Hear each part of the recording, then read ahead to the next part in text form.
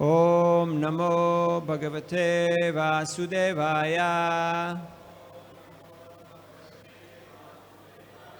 Om Namo Bhagavate Vasudevaya. Om Namo Bhagavate Vasudevaya.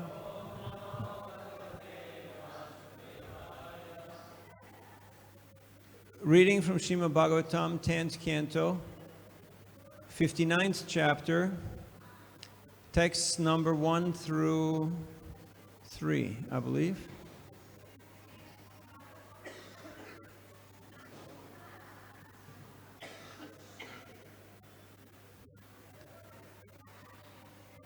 And the chapter is entitled The Killing of the Demon Naraka. SriRadhaRasbihariTemple. Yatahato Bhagavata Bhaumoyena Chatastriya Nirodha etad achakshva Vikranvan Sharangadan Vana Shirajavacha Yatahato Bhagavata Bhaumoyena Chatastriya Niruddha etadachakshva Vikramam Shrangadang Vana.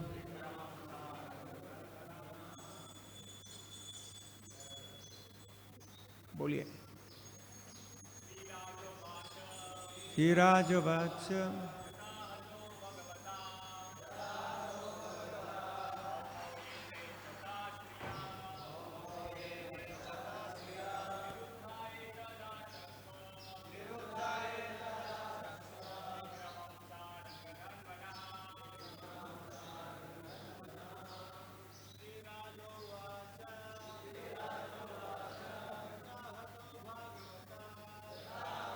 Bhagavatam.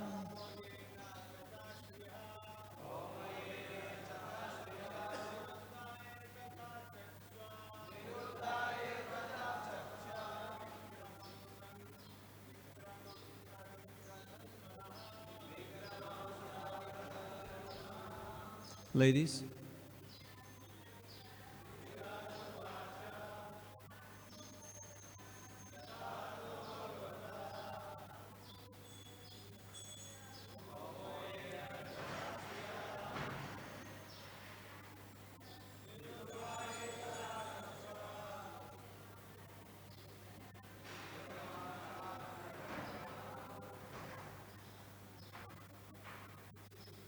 Sri Rajavacha,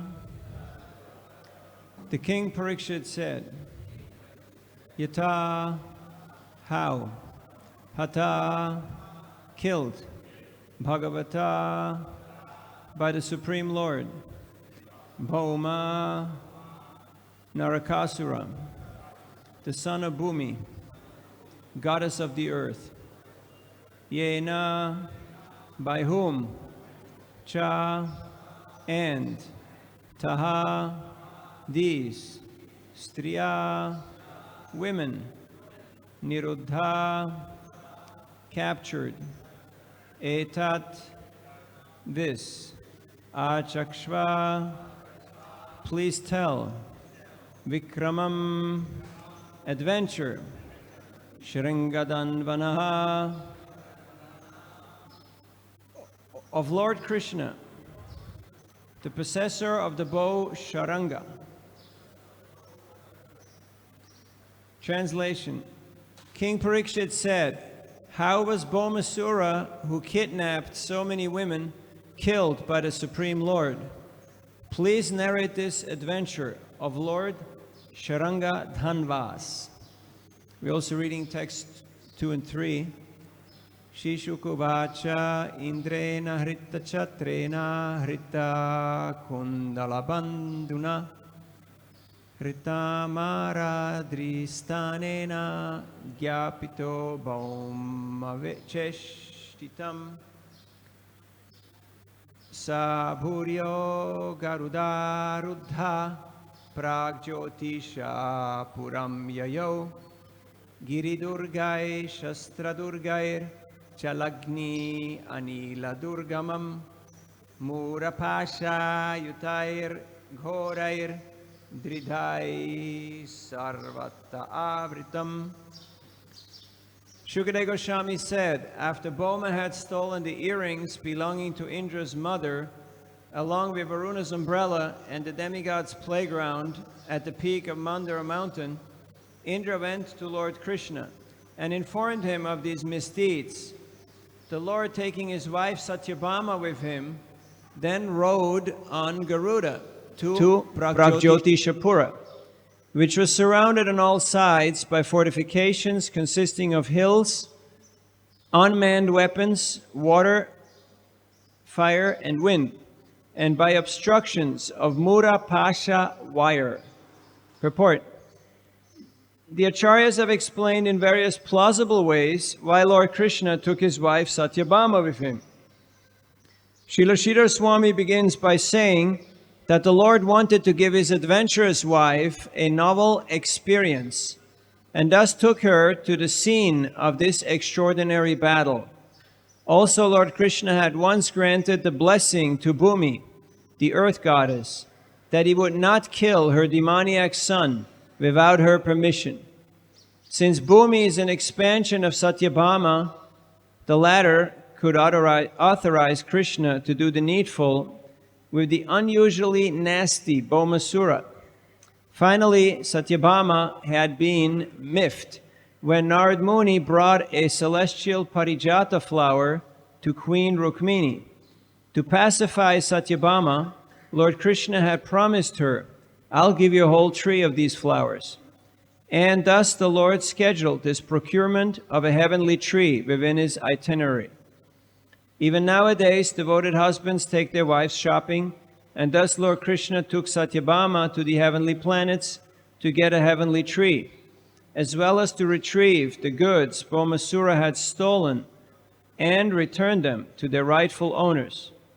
Sri Vishwanath Chakravarti notes that in the heat of the battle, Queen Satyabhama would naturally become anxious for Lord Krishna's safety and pray for the battle to end. Thus she would readily give permission to Krishna to kill the son of her expansion, Bhumi. Om Ajnanatimrandasya Gyananjana Shalakaya Chakshurun Militam Jena Tasmai Sri Gurave Namaha Sri Chaitanya Manobhishtam Stapitam Yena Bhutale Svayam Rupa Gadamayam Dadati Svapadantikam Jaya Sri Krishna Chaitanya Prabhu Nityananda Sri Advaita Gadadhar Shivasari Gaura Bhakta Vrinda Hare Krishna Krishna Krishna Hare Hare Hare Rama Rama Rama Hare Hare Mukam karoti vachalam pangum langayate girim yat kripadamaham vande Sri Guru Dinataranam Paramananda Madhavam Sri Chaitanya Ishwaram Vanchakalpatarubhyascha Kripasindubhyevacha Patitanam Pavanebhyo Vaishnavebhyo Namo Namaha. Hare Krishna. With the blessings of all the Vaishnavas, we're very happy to be here. Here, in this chapter, the killing of the demon Naraka is being described. The previous chapter narrated how Krishna married 5 princesses, and as you certainly remember, hardly any of these marriages went without a fight, because for Kshatriyas, it is part of their chivalrousness. Being chivalrous means that they have to show their valor, they have to show their potency in battle. So they used to either fight to obtain the hand of a princess. Sometimes they would just kidnap them. But there's always some fighting involved of some sorts. or some sportive event. So here, the story is being narrated of Bhaumasura. Bhaumasura is the son, also known as Narakasura. He is the son of Bhumi Devi with Varaha. When Varahadev picked up the earth from the ocean and put it back in its proper place by his touch, Bhumi Devi got pregnant. And that son was Naraka. Now, somebody may wonder, how can the son of Krishna or Varaha and Bhumi be a demon? Have any of you wondered? You have. Okay, that's good. To wonder or to doubt is the sign of intelligence. Okay, so we should be able to question. How can this happen? The Acharyas explain that because Bhaumasura or Naraka, he associated with Banasura. And because of that bad company, he became influenced and he turned demoniac. So, association is very important. With whoever we associate, we take on those traits. Have you noticed when you associate with certain people, you take on their qualities? Sometimes you're in certain people's company, and just a moment later, you start talking things that they said, or you start behaving in certain ways like they did. Has this ever happened to you? 3 people, 5 people, 7 people said yes. Hey, it's a good class. They're quite responsive. So, now, Banasura got so out of hand that not only did he kidnap 16,000 princesses from all over and held them captive, but he also stole the earrings of the mother of the demigods. So that's quite a feat. He stole Varuna's umbrella. He stole the playground of the demigods near Mandara mountain. He did a lot of very nefarious, very nasty activities. He got completely out of hand. And then Indra went to Krishna and told him what was happening, with the expectation that, hey, you got to fix this. Because the demigods obviously were not able to handle Bhaumasura. That was clear. So here, in this chapter, Krishna is going to take care of Bhaumasura. At the same time, he will also return the earrings and the umbrella and the peak. At the same time, he will also satisfy his wife, Satyabhama. Satyabhama had been a little obsessed when Krishna gifted a parijata flower. To whom? Rukmini. Good. Just making sure you guys stay alert, okay? So he gave a parijata flower to Rukmini, and Satyabhama, being a very fiery, very hot temper, she thought, why to her? Why not to me? And Krishna, noticing that, he said, don't worry, I'll give you a whole tree of those flowers. And he wanted to give a good experience to his wife. So he took her on this adventure to go and take care of Naraka. Now, you may think, why is Krishna killing his own son? Wasn't there other ways how to deal with this situation? No, this situation had gone way beyond control, and Narakasura had proven himself to be utterly demoniac and nefarious. So Krishna was ready to kill his own son, showing that his promise where he said that if my son becomes hostile to Dharma, hostile to devotees, then I'll kill him. And if the son of my enemy has devotional qualities, then I will protect him. You remember Prahlad? Prahlad Maharaj. His father certainly was the greatest demon. Krishna killed him in the form of Nrsimhadev. But in order to protect Prahlad, who was born in the maniac family, but was very virtuous. So there is no room for nepotism. Have you heard the word nepotism? Have you wondered what it means? No, because you don't know. So, nepote means, in Latin or Italian, nepote means nephew. And it comes from the Roman times, the Catholic times, because the popes were celibate priests. So they were not supposed to have any issue, any children. Yet, because they were not always celibate, they had children. Yet, they wanted to favor their children, but they could not call them their children because it was not look very good. So they called them nephews, nepote. And in this way, the term nepotism was created, which means somebody who is your descendant or your family member, and you favor them, even though you're not allowed, you're not technically or morally or legally allowed to favor them. So,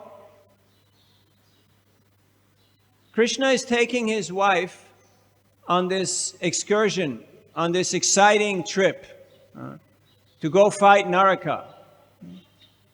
And everything originates from Krishna, because Krishna is the source of everything. Everything that you see here in this universe, it originates from Krishna. So this tendency to fight, this tendency to please one's wife, it all originates from Krishna, because Krishna is the source of existence. There can't be anything in this universe that does not exist in its pure form in the spiritual world. When Srila Prabhupada was fighting the Juhu battle, you're very well aware of the story. At one point, when Mr. N, Mr. Nair, expired, Prabhupada celebrated, and he said, it was a good fight. And they distributed sweets here in Hare Krishna land. Now there's another part to the story that you don't know. A few months ago, I met the grandson of Mr. Nair in America. I approached him on a parking lot, and I showed him one of the books. And he said, you guys stole that Juhu property from my grandfather. You have to give it back.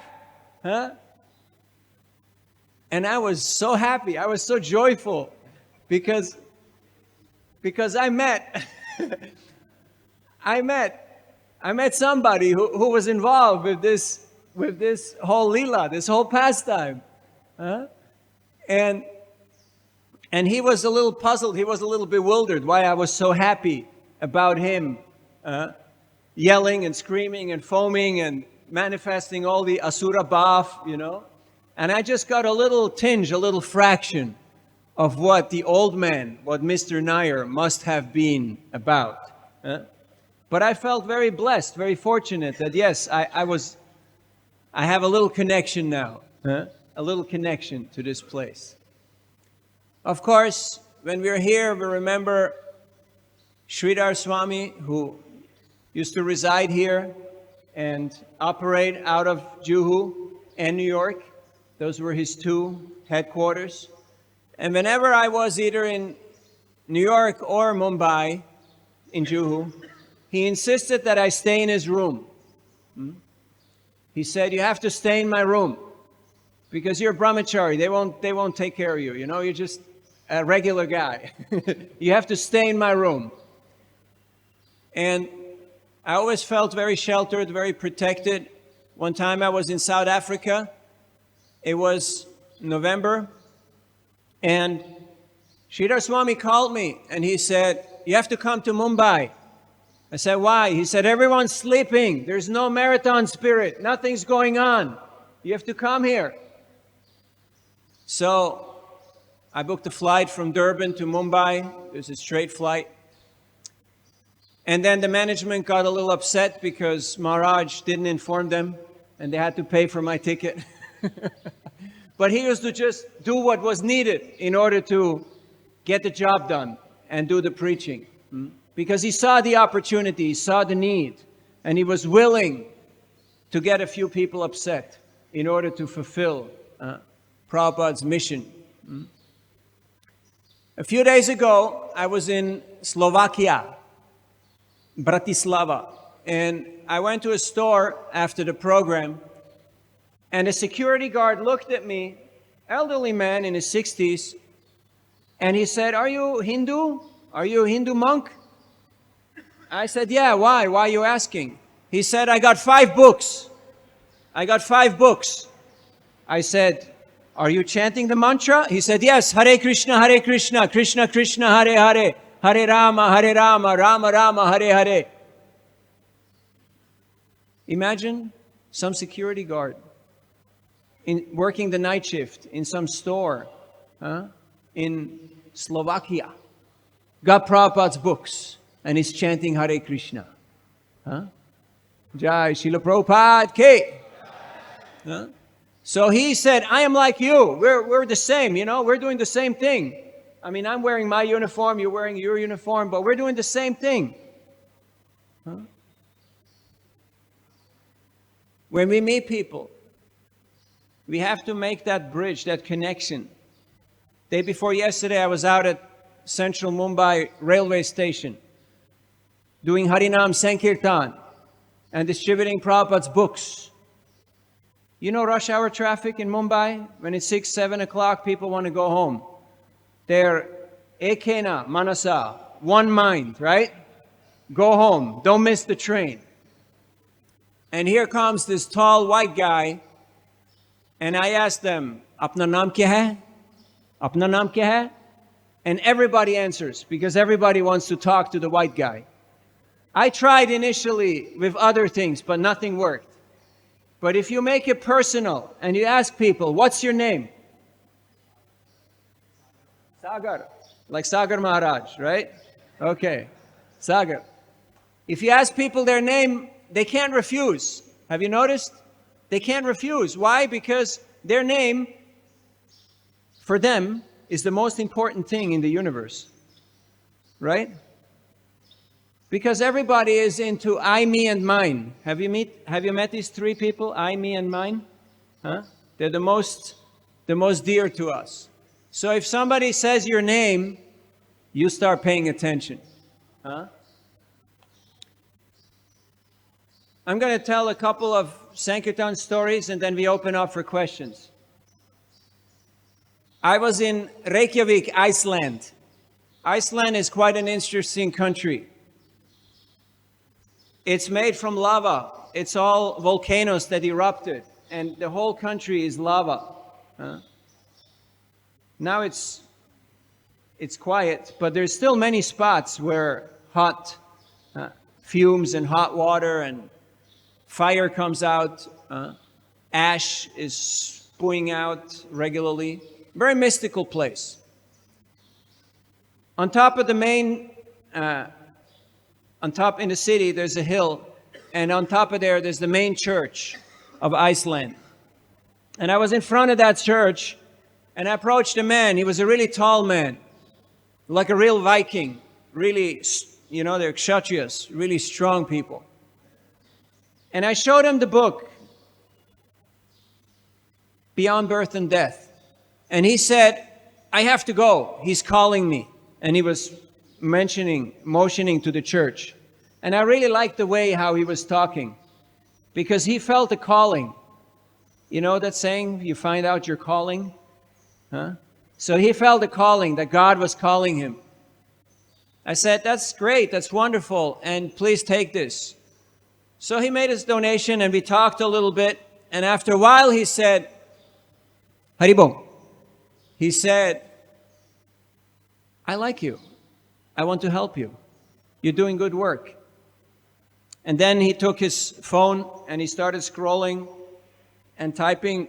And I thought, what is he going to do? He said, I can't give you much, but I can give you $200, like 12,000 rupees.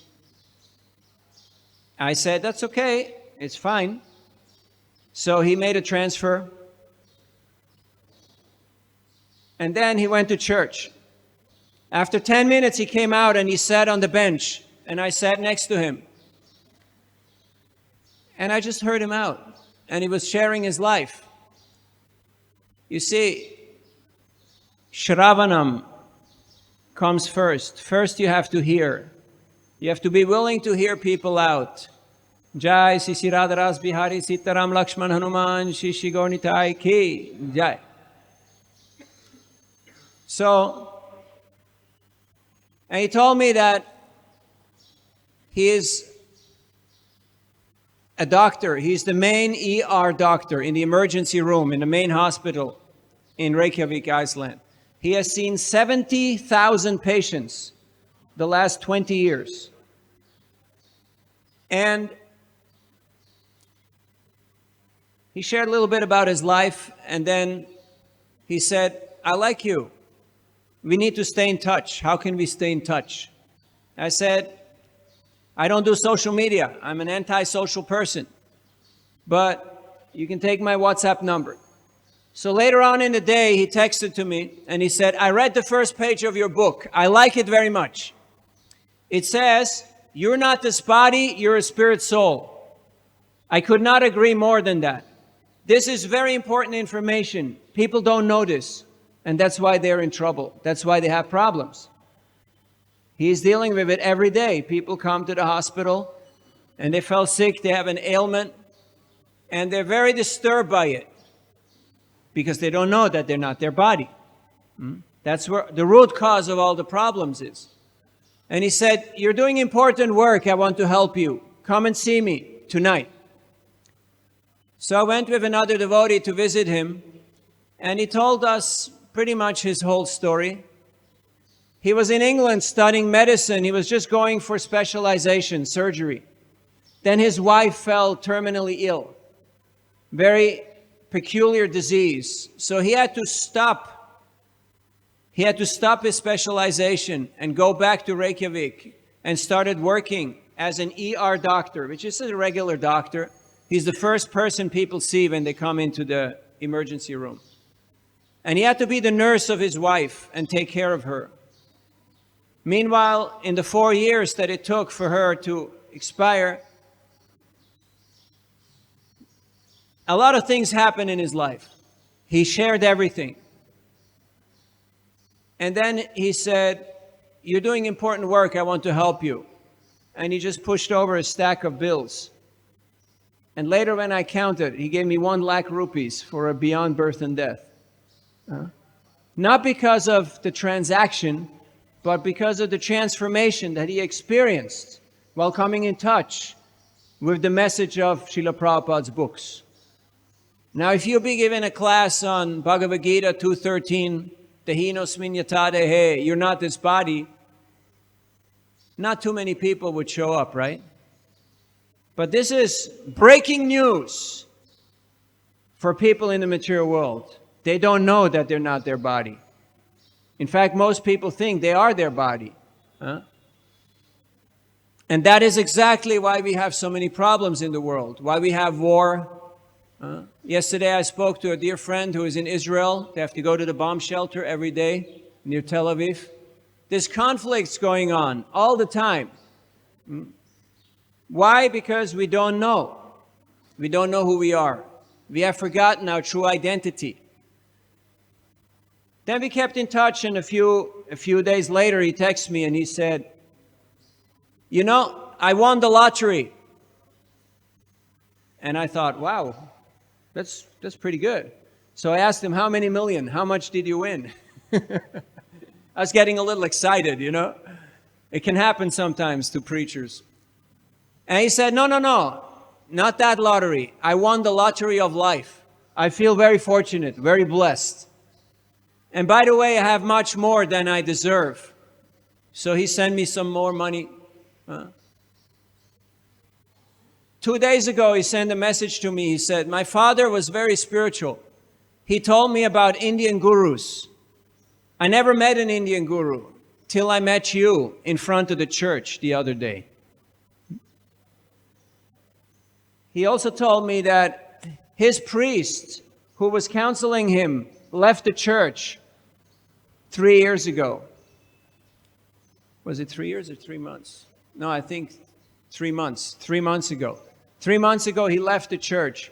And now he feels abandoned. He feels like he's an orphan. He said, I went to church every day because God is calling me every day. He goes a few times a day to church. Whenever he feels God is calling me, he goes to church. He said, I feel like an orphan. I need somebody I can give me counsel. Can you be that person? I said, well, you're the doctor. You're the one who does the analysis. You have to know whether I'm qualified to do that or not. So we've been having these discussions, and he's being very appreciative and very supportive. So, why am I telling you all this? Because people come to temples for various reasons. Like every morning you see students are coming and they're praying for good grades. Have you seen? Did you go to temples and pray for good grades? Yes, of course, right? Yeah, that's why you're here now. You passed the exam. You made it. Then sometimes people come for other reasons. They come for business opportunities. They want to meet somebody to get into business. Sometimes people come to steal shoes. Don't tell it to anybody, but sometimes. In the 60s and 70s, sometimes people used to come to temples to sell or buy drugs. That kind of went out of fashion, I hope. Sometimes people came to temples to meet a spouse, to meet a boyfriend or a girlfriend. I don't care whether you're an economic refugee, a political refugee, or a spiritual refugee. Any excuse to come to Krishna's temple is good enough to come here. But it's not good enough of a reason to stay here. Chaturvidha bhajante mam janaksu kritinorjuna arto jigyasurartharti gyanischa bharatarshaba. Once they don't feel anymore troubled, they don't feel any more sad, they don't feel any more economic want, they'll forget about God. Have you noticed? Smashana Vairagya? Have you ever been to Manikarnika Ghat? Varanasi? It's a great place to distribute books. Especially I love that Indian Beyond Birth and Death, you know, with the skull on it and the flower coming out of the eye hole. And you know, they come, Ram Nam Satya Hai, Ram Nam Satya Hai, Ram Nam Satya Hai. The whole family comes to burn the body, right? And everyone is mourning and everyone's crying. And some are standing around and some are not crying. They wonder, why am I here? I didn't even know that guy, or, you know, or he still owed me money, or you see all the different archetypes, right? All the different characters. And you go up to them and you give them Beyond Birth and Death. And they're like, whoa, okay, yeah, I get it. There's a skull here, there's a skull here right now, burning. Okay, I get the connection. Sambandha Gyan. All right. And there's this white guy who says, okay, now you got to give a donation. Now, why are we taking donation? We don't need the money. We don't need the money. Krishna already owns everything. We only accept contributions to benefit people.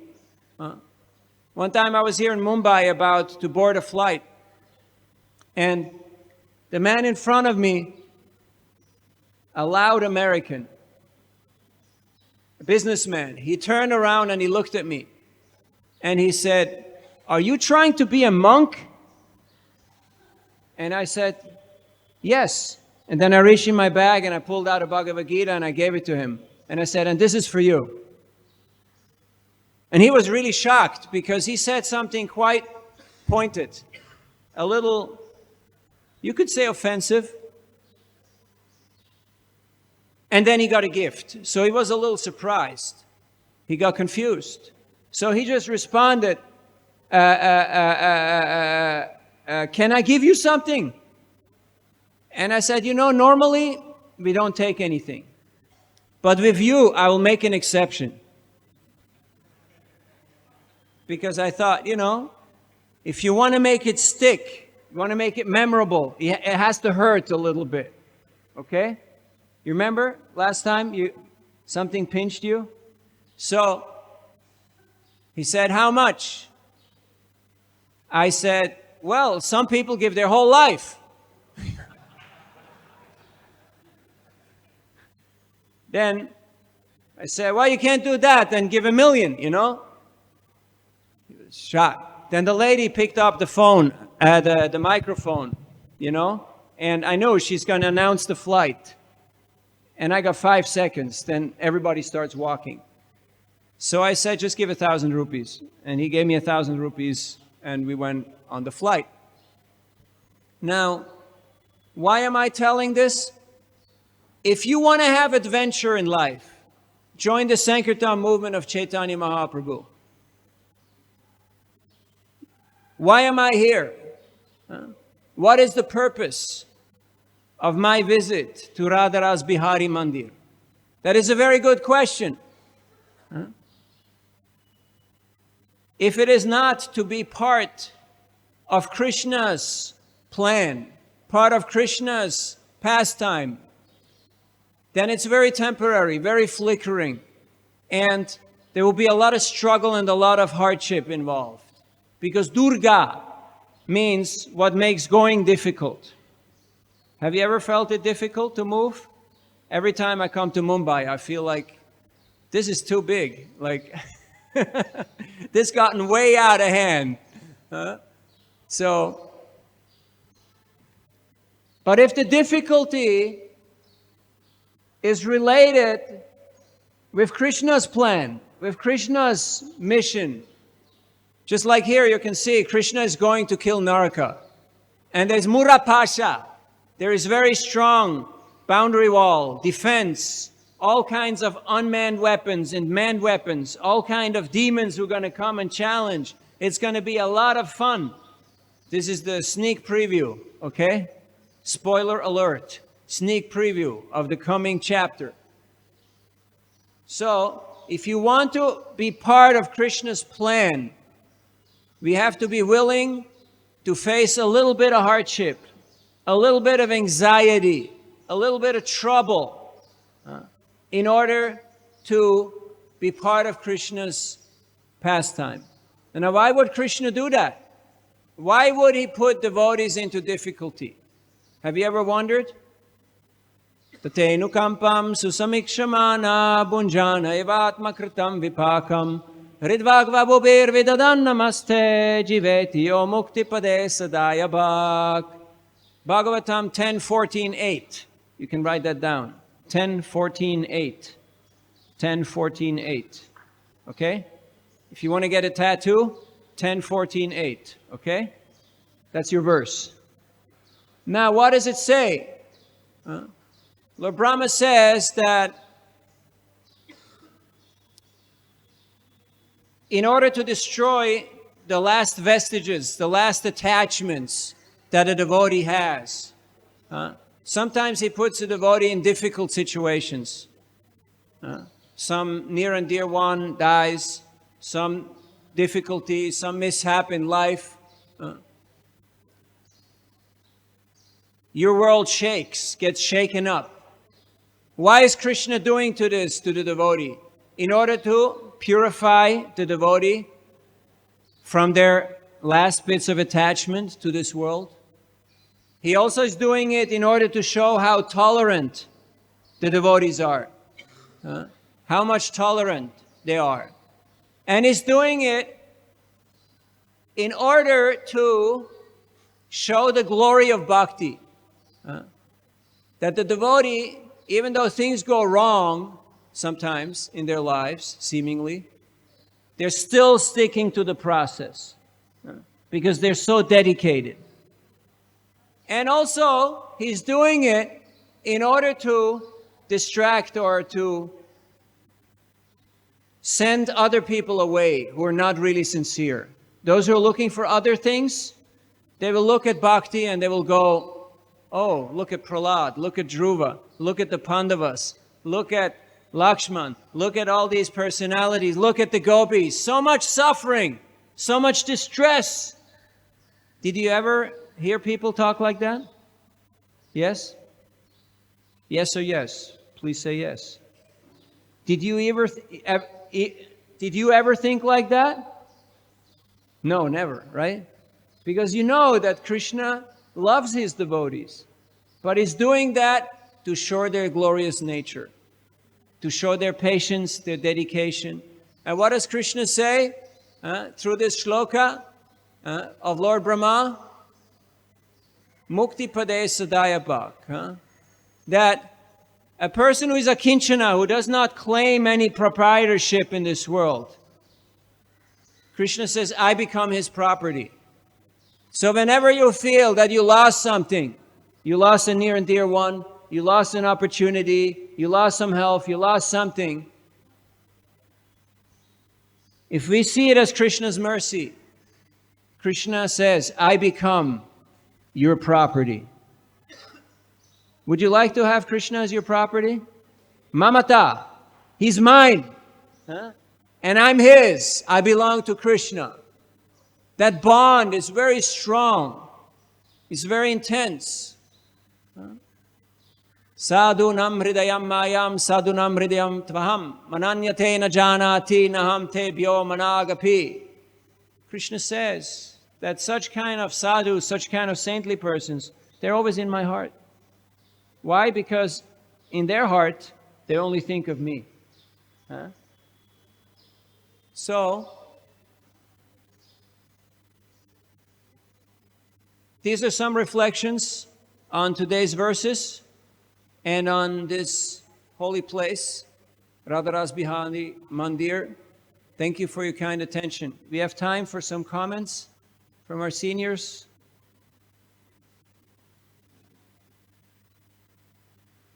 Or questions? Is there a microphone? Behind you. Mic has to be mobile. Hare Krishna. Prabhuji, thank you very much. And your language is very clear to understand. And devotees understood your speech very nicely. And I will take one story from the Sankirtan in short. Once we went to the Jalgaon district book distribution, and that area, some people forbid us to park our bus there. They say the complaint will come. Then later on, we stayed there. We did not remove the bus, and book distribution was going on. Police came 3-4 times. We gave them prasadam, we gave Bhagavad-gita, and somehow other adjust. And last time, they came with the car, and they said, who is leader? Come to police station. Then they took me to the police station. And the inspector say, you remove the bus from here. Otherwise, as long as the bus is there, you stay in our police station. We will not let you go anywhere. Then I stayed there for three hours. And they did not give any trouble to me. They say, you are under the eye vision us. Then our Sankirtan time was over. And then they rescued us. And we had nice book tuition there by the mercy of Radharasbihari. And I got free from the custody of the police. Hare. Thank you. You took all the heat. You took all the trouble so the others could, continue distributing. Very nice. Thank you. Here in front. Hare Krishna. Hare Krishna. So we hear in scriptures and from Srila Prabhupada that we should preach to every soul, to preach to every human being. And in India, you see the population It's humongous. You meet so many people in Bombay. And sometimes we get emotionally surcharged and we want to preach to everyone. But what happens that some people are not ready, some people are half ready, some people are ready for bhakti. And then it's a service, but then we talk about going strategically, Sure. looking for the ripened mangoes Sure. so that we can save time and get more people. Yes, so We how have- to do? Yes. There's too many people. So there's different things you can do. As you've mentioned, we go to pick mangoes. You only pick the ripe ones. Those who are not ripe, you leave them on the tree, right? Unless you're in Bengal. In Bengal, they break the branch and they take the whole branch. And then they keep it at home and they hope that it's going to get ripe. But it's going to stay kacha because it doesn't work like that, right? Okay, you can do other things with it, but anyway, it's a joke.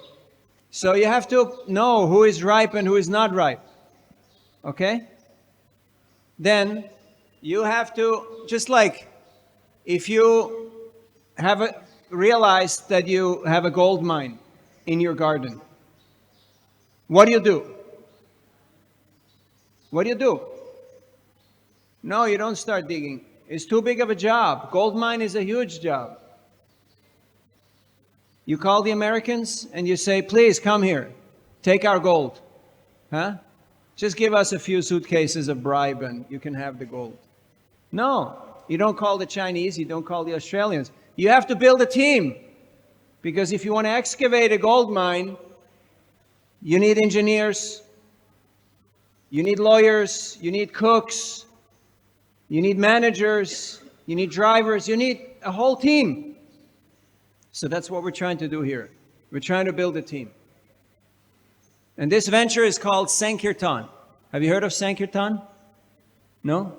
Samyak Kirtan. The complete or the congregational chanting. We need the media. Because you have to make noise. Who makes noise? The media makes noise. Right? TV, radio, news, films. Then, when you build your team, you can actually reach more people. Sociologists have proven you cannot interact with more than 150 people productively. Jesus had 12 disciples. Some were terrible, some were okay, a few were great. They did something. Don't try to talk to the world, try to build a team. They will do it, okay? I was in San Francisco, where I spent pretty much the last 6 years. If you wonder what I've been doing. On the corner of Market and Powell, there are two streets in Haight-Ashbury.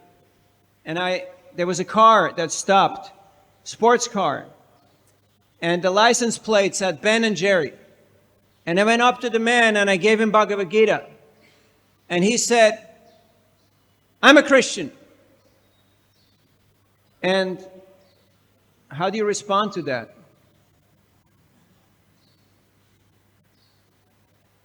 What are you going to say? Well, pray to Krishna. Okay, Krishna, if I've ever been a good boy, I need a miracle right now. What I'm going to tell this person. So you can say, this is not a ripe fruit, right? When they say, I'm a Christian.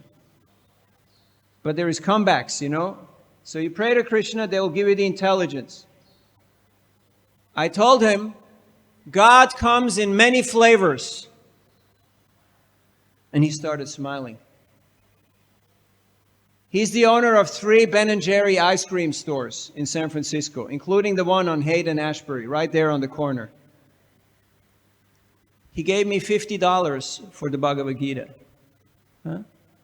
We stayed in touch. His wife is a doctor at the hospital. He is manager of 3 ice cream stores. He's studying to be a missionary, studying theology. And he asked me, you know, like I'm reading all these books and I'm writing all these essays, but it's all theory.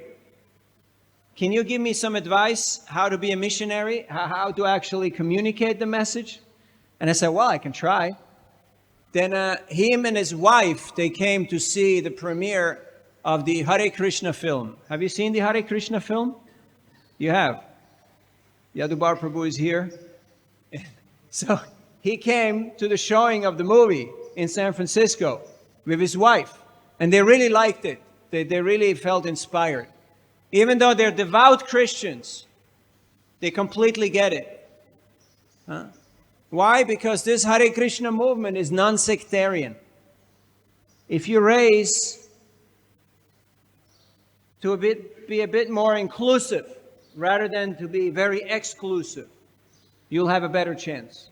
If you're just looking for people with tilak or with kuntimala, there's very few, right? 99% will be chuck out, right?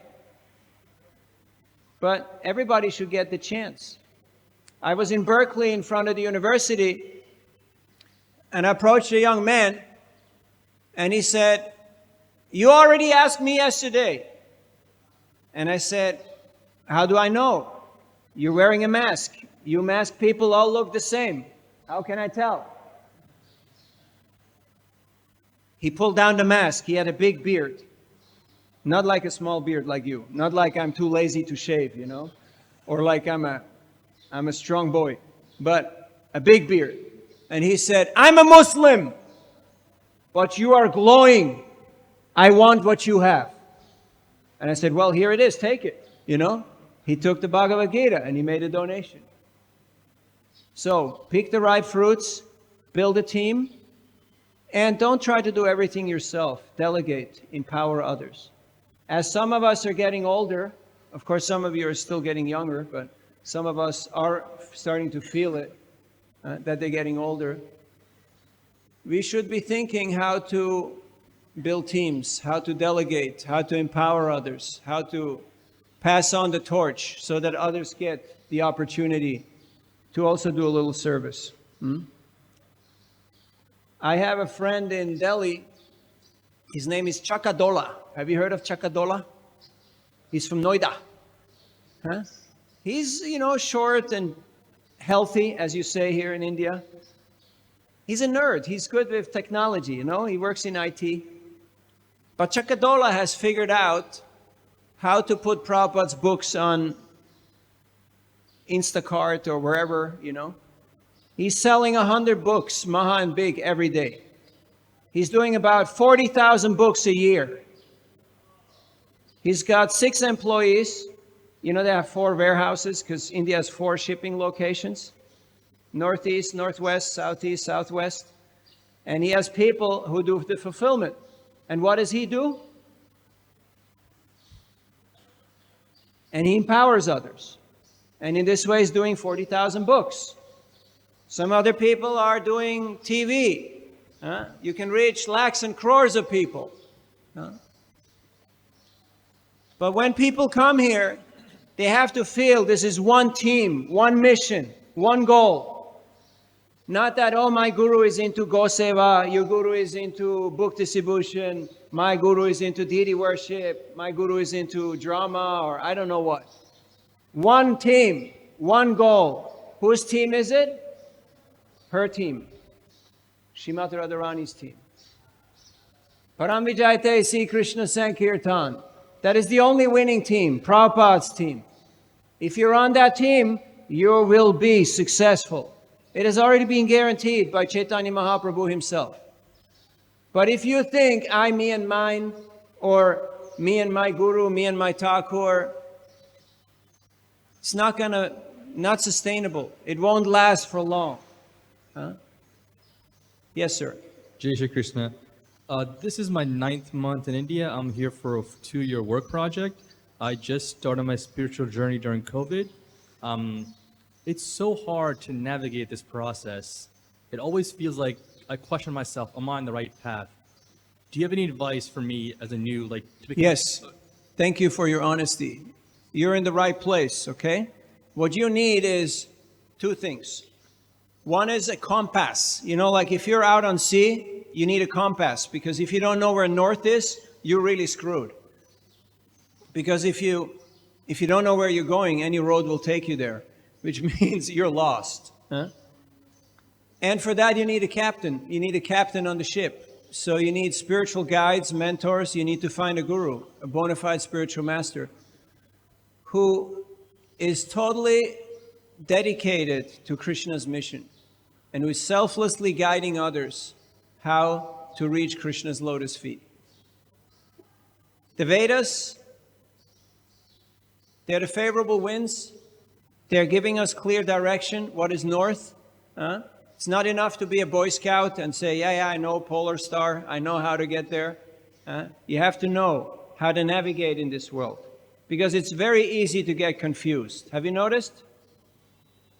Did you ever start a research project on your phone or on the computer and you jumped down a few rabbit holes and you didn't know anymore where you went and what happened and how did this whole thing started? So people are getting very confused, especially nowadays where, like, Mumbai is more westernized than the West, because they feel that they have some catching up to do, that they missed out on some of that fun stuff. And now they're going for it, without any thought and any... So when I meet students in the US, oftentimes I show them books. And those who are like children of immigrants, Indians who move to US, their kids who go to college, they will tell you, my parents are Indian. You know what that means? My parents are Indians. It means I'm an American. I'm a Deshi. They're Videshi. They're not from here, but I'm from here. Whichever way, people get confused. People get confused about their designation, about who they are or who they think they are. That's why we're so fortunate that we have Srimad Bhagavatam, that we have Prabhupada's purports, that we have the Sangha of practitioners, and we have spiritual guides, persons who are Anyabilashita Shunyam, Jnana Karmadhyanavritam, Manukulyena Krishnanu, Shilanam Bhaktiruttama. And as a last word of advice, find a peer group, people who are doing the same thing. If you want to become, you can be good, but you can't be great unless you have a peer group. Okay. Without sadhu sangha, without like-minded association, in whichever field, you can't really excel. You can't really progress. So if you think it's me and the text, I just read Prabhupada. He was saying, you can go to the marketplace and buy books on medicine, right? Anatomy, this, that. But you can't become a doctor like that. It doesn't work. You have to go to college. You have to be part of a class. You have to study. You have to do exams. You have to do projects. And then eventually, you'll be a doctor. So don't be impatient. Okay. If you want to become a surgeon, it'll take you 7 to 12 years. Now, if you want to become a spiritual surgeon, do spiritual heart surgery on people, you have to put some time into it. It says 10,000 hours, 7 years full time minimum to become expert at something. How long have you been practicing? I started my journey during COVID. 2008. No, COVID, like so 2020 probably? 2020. Okay, so you're pretty much in your third year now, right? So it's good. You're still here. Yes. You learned a few things, you experienced a few things, and you see that this is really nice. I like this taste. But there's a lot going on. It's a big place, and there's a lot of people. So find teachers and guides who resonate with you, who you can trust. Because in this way, you will actually be more capable of trusting, giving your heart, and committing. There has to be some surrender. It's not just, oh, I'm in the wrong place. If I be in Vrindavan or Mayapur, everything will be perfect. It's not about the location. It's about what is my attitude. You know, in the Vedic epistemology, there's Sambandha, Abhideya, and Prayojana. Sambandha means knowledge of identity and relationship with the Supreme. Abhideya is the process, Bhakti Yoga. Prayojana is the goal, Krishna Prema, pure love of Krishna. And there's a fourth one. Who knows the fourth one?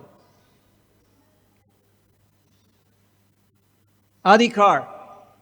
Adhikar means your qualification, which is your attitude.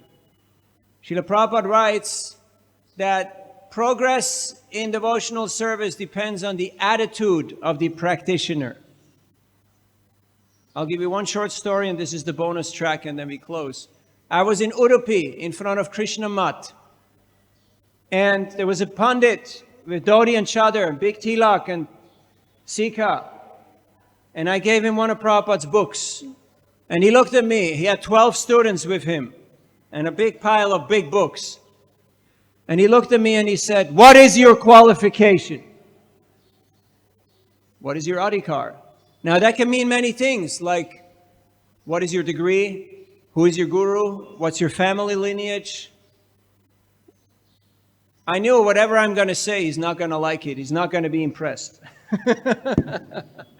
So what do you say when you don't know what to say? What do? Krishna, I need a miracle right now. I can't reach this person. He's way above my pay grade. So somehow this verse came to my mind. Gopi Bharta Parakamalayor Dasa Dasa Nudasa. You've heard that one before? I'm simply trying to become the servant of the servant of the servant of the servant of the gopis who are serving Srimad Radharani, who is serving Krishna. He started to smile. And he rolled up his dhoti. He was also very healthy. So he rolled up his dhoti and he took out 10 rupees and he handed it to me. And he said, "Good boy, keep going, keep doing, you're doing good work." And he walked away with Prabhupada's book on top of his big books. So right now, you are your own greatest asset. Now, you can be either an asset or a liability, depending on whether you're focused on Krishna and Krishna Bhakti, or you're focused on Maya and on all the stupid stuff that people get confused with, okay? You've done a little bit of economy, so you know about asset and liability? Yes, I work for JP Morgan. Okay, so you got the idea about asset and liability, right? Anybody here could either be an asset or a liability. It depends on our attitude, on our adhikar. Huh? So, you're not here to learn a few tricks. I was 6 years in the Bay Area. I talk to recruiters every day of the week. I sell them books. And they want to hire me to train their people. And I say, "How much?" And they say, "Well, we started like 150,000, which is 1 crore. And I say, "A month or a day?" I'm from Switzerland, you know. Do you need a Swiss banker? Huh? So, then they're a little confused. They tell me, "You can train anybody in 3 months to learn any technical job. In 3 months, you can train people to do coding, to do programming, to do designing. 3 months, that's all it takes. But to build character, to build adhikar, attitude, that takes years. That may even take decades. We're not here to learn a few tricks. We're not here to learn how to get rid of papa and how to get a little more punya. We're here to learn how to be a member of the Sankirtan movement of Sri Chaitanya Mahaprabhu, how to be a team player, how to be in Prabhupada's mission, how to be in Srimati Radharani's team. And that might take a little longer than 3 months. So thank you for your sincerity, for being here. Thank you, all of you. The marathon is coming. It's just around the corner. If you were to run a marathon, how many of you have run a marathon? You have. You have run a marathon? Book marathon or running marathon? Huh? I've been running for 40 years, so I have a little experience in that, and I'm a sports guy. About 98% of the people here can actually run a marathon. I can see it. I'm a coach, it's my job. But it takes preparation. It takes preparation. Mental preparation, physical preparation. You can do it. But you have to be in the right mindset. So that's what we're here to learn. So we're very grateful to the devotees who have kept this shining beacon brilliant and effulgent, and not just open, but expanding more and more. As the world is going to hell in a basket, as people are getting more and more aggravated by polarization and by all kinds of power struggle, war and strife, we need spiritual activists, revolutionaries, people who are willing to make a difference, first of all in their own lives and in the lives of others. I just read a purport by Prabhupada, and I want to share this with you. This is the bonus track, I understand, but it's too good, and I just want you to hear this. Okay, are you ready? Pum, pum, pum, pum. Mahaprabhu wanted to purify the whole atmosphere of the polluted world by sending qualified preachers all over the world. And it remains with the Indians to take up this task scientifically and thus do the best kind of humanitarian work. Srila Prabhupada ki, Grantaraj Srimad Bhagavatam ki, Gaur Bhakta Vrinda ki, Nitai Gaur Premanande. Thank you very much. All goes to Prabhupada. Vanchakalpatarubhyascha, Kripasindubhyevacha, Patitanam Pavanebhyo Vaishnavebhyo Namo Namaha.